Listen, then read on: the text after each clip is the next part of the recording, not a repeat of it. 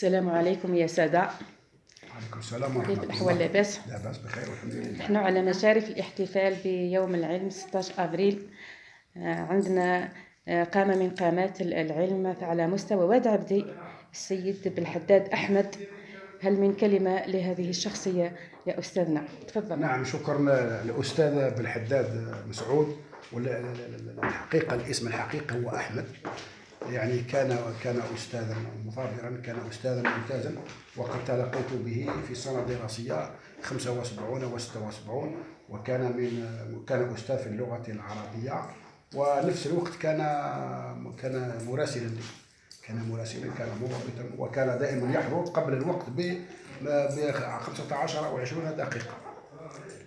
كان يلتزم الانضباط. نعم، كان يلتزم الانضباط، وكان محبوب لدى جميع الناس. إذن سواء قدوة في كان الانضباط. متمدرسا أوليا. إذن قدوة في الانضباط. نعم. أنت تلقيت به في المعهد الإسلامي بمنعا. نعم، في السنة الدراسية 75 أول فرع على مستوى واد عبدي. واد عبدي، نعم. تأسيسه من طرف الشيخ العلامة الشيخ عمر دردور رحمة الله عليه. نعم، وكان مديره يسمى بزين العابدين، أخ رئيس بلدي آنذاك بن عباس. نعم. تفضل. شكرا، بارك الله فيك. وعندنا التلميذة تاع الشيخ بالحداد، الأستاذة ومديرة إكمالية الشهيد بلدية عمار. ماذا تقولين في أستاذك الأخت؟ تفضلي.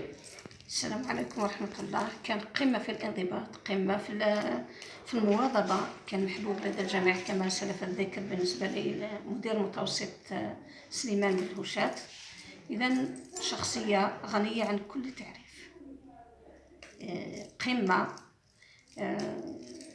إنسان لا يكل ولا يمل. نعم. المواظبة، الاجتهاد، دائما نشط، دائما في الموعد.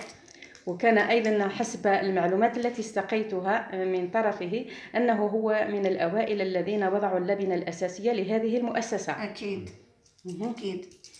هو من الأوائل.